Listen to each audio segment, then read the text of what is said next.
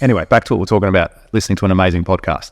So the episode I was listening to was actually the one where we're talking about going to the F1 next year. Yep. And going in the corporate tent, but not going in the corporate tent via the means of purchasing a ticket to a corporate tent, going by the means of being given tickets. And the way we were going to give those tickets was buying a supercar and getting into, say, the Zagami tent. Say, cool, I'm going to buy this Ferrari from you. It's going to cost this much, and I want to get into the tent. I want 2 tickets. But yep, here it is. And the whole idea and the premise behind it, and if you haven't listened to that episode, go back and listen to it because it's a sick episode. It's a good episode. It's about, we're going to buy that supercar and pay for that supercar at the one event that we go to.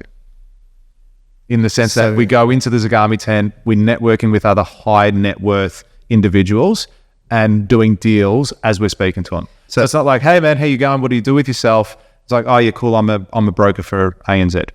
All right, I get paid $3 million a year. And you go, oh cool, what car? Did you buy a car from Zagami? You go, yeah, we actually bought a Ferrari last year. Oh, me too. Which one did you get? Bang. It's like, God, mate, if we can ever help you with anything X, Y, Z, maybe they help us with our business or whatever the connection might be. But the idea is you walk out of there having made deals over those next 4 days that pay for the Ferrari and then some. Yeah. And then some. Let's go back to, again, what you were saying with... It's the same thing. Yeah. It is do I put the strain on to push me? That's right. You know what I mean? Because, hey, if you need to make $1 million to keep your kids alive, you'll do it. Yeah, without a doubt. If you need to make $1 million for the sake of $1 million, the business will get used to paying for it. And I assume you run it through the business, yeah? I've already got the business loan approved. Awesome. What car? Actually, tell me later. Don't tell me now. I don't know. I'll tell you now. You know what? We should go get 2 of them. Hey, I was going to buy a Ranger. We'll go get 2. I'm in the market. Oh, really? Yeah, I was going to get a Raptor end of the year. A Raptor? Yeah. I wasn't going to get a Raptor. Yeah. I was going to get a Wild Track. Yeah. That I've got a Wild Track now. Yeah. But it's probably car, dude. Yeah, they're great cars. They're fantastic cars. And I actually ordered one last year. Yeah, I remember you told me. But I ended up cancelling the order 23. because they took... Yeah, it was a 23.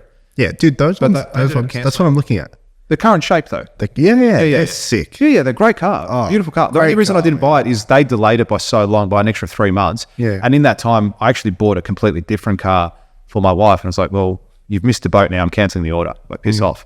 And I cancelled the order, and then I said, okay, I'll keep my current Wild Track for another 6 months, and then I'll get rid of it. And then I was, again, similar to what you're saying. I was like, do I just go buy another Raptor, use it for business, all that sort of stuff, make the business decision because it's 100% right. It's a 100% tax write-off for the business.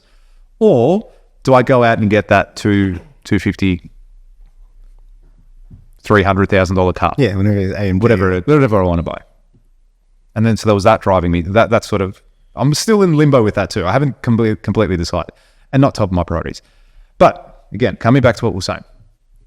So I recently followed this guy. I can't remember his name. Just liked what he was about, and he was literally saying going there, saying, guys, he goes, go buy a supercar. Stop. Alberto. Is it that guy? And he's like, it was the guy that bought a Ferrari. And he can afford it. Yeah, I think so. He's like, I spent all my money to get this Ferrari. Yeah. He's like, but once I got it, he's like, everything changed. Yeah. Which is, just as a disclaimer, don't go buy a Ferrari, go broke. And sit there. I listen to you guys. Yeah. We don't give financial. Yeah. But 100%. So I like the concept behind it because it's almost forcing you to level up. You go, fuck, I got to pay 14 grand at the because end of the month when you're kind of forced to level up, you will kind of level up. That's right. But then it's like, are you doing this in reverse? So have you heard about the Donald Trump's friend who used to fly first class everywhere when he couldn't afford to? No. He said he used to fly first class everywhere and put the pressure on himself, and then he killed it and he crushed it. And then Donald Trump said, it's not a very smart thing to do because you're putting yourself in financial distress. Yeah. But the guy did it and it worked for him. Right. And then it's like, it's not for everyone. It's not for everyone. But do you know, are you capable of lifting your game when fucking push comes to shove and you're like, okay, cool, I need to, you ever been in a position where you got to come up with some quick cash? And all of a sudden you create a product, find an offer, you know what I mean? And you find ways to boom, boom, boom. And you're like, okay, cool, we filled that gap. Yeah. And I think that's what makes a good entrepreneur. Do you know what I mean? And then it's like, it's a, you know, and now I'm in the same position as you now. I'm in limbo. I've got a car that I'm driving around. It's not my car, so I can't have it forever. So I've got a time limit. I don't know what the time limit is. It's a nice car. I don't mind driving it, but I know I need to do something. And I'm like, do I just go and spend 25K and just continue to Have build? another car. Because then you got like the Alex Hormozis of the world who says, I didn't buy a Bentley till he'd made 100 billion. Correct. He's like, I drove a $5,000 car even when I was taking home 1.4 million a month. Yeah. And I'm like, dude, it's like, well, fair enough. Good luck to him. He's a wickedly smart guy. But that was his thing. He made delayed gratification as well. Yeah. And so he's going, I'll get the Bentley. Well, that's another thing. And then you're like, do I deserve this? Like, am I just trying to cheat the system? Am I leveraging the system? Am I letting other people's thoughts control what I want to do here? Look, is this ultimately you deserve it, without a doubt? As in, you don't, like, your permission is the only permission you need. Do you know what I mean? It's not a level of I deserve it. It's more, is this going to help or hinder where I need to be in business? Because don't forget, that's what I mean by you could have a great year this year, and don't forget that vehicle is a tax write-off too. So there's tax benefits for having the vehicle in itself. There's also, so you're not buying it through your disposable income. So that's one thing. Yeah, but you're right. Do I go spend, $60,000, $70,000, $80,000 on that particular vehicle, or do I spend 40, or do I spend 30? That's my question. I have to buy a car. That's right. It's still one of those things. Yeah. And so I'm like, do I get something? Do I go and do I get a car I'm telling myself on the Ranger, there's no other cars, dude. Like, what else are you going to buy?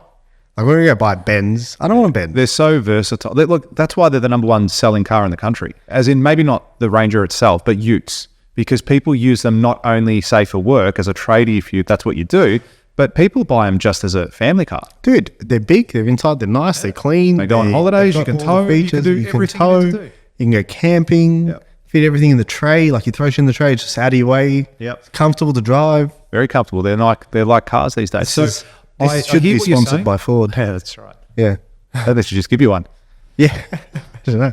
That's not as silly as it sounds. You could be an ambassador for them. This episode. One day or day one. Sponsored by Wildtrack. Sponsored by Wildtrack.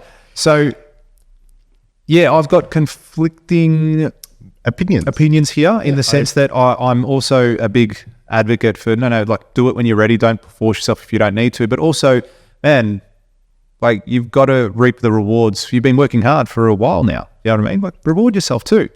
Cool, I'm going to get this. And then the next level is, okay, well, I need to come up with, as you said, $1,000 a month. A month now to have this car sitting there. Yeah. And you might only drive 10,000 Ks a year. Because then here's the thing. You say, here's my thought, especially in marketing. What's $1,000 ad spend? Yeah. Do you know what I mean? Yeah. That's $1,000 I could be throwing on ad spend instead of also tax deductible. Yeah, both tax. That's right. You can find a way to reinvest the money. Yeah. That's not it's not like we've got no way to spend this money. Like, there's always, you know what I mean? Yes.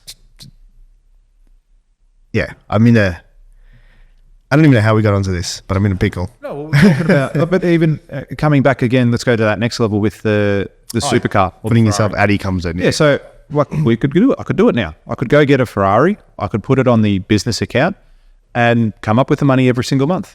Yeah. And it's not only that, it's also, this guy says whatever his name was.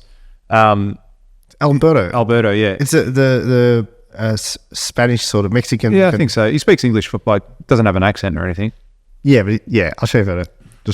Let's just confirm we're talking about the same guy. So, but he was also saying, look at who you've got that car now, join the clubs. This guy? Is it? Oh, I don't think it is actually. No, it's not. Oh, really? Yeah, some other bloke. This guy bought a Ferrari when he couldn't afford one. Yeah, he's like, I'd worked so hard, put together like $100,000, and he went and bought a Ferrari. Yeah. Yeah, definitely not him. Definitely not him. I'll send it to you when I find it, when I come across it again. Anyway, so he was the same mindset. He says, go get the Ferrari, but then go to the clubs, go to the meets, go to all that stuff with other owners of Ferraris.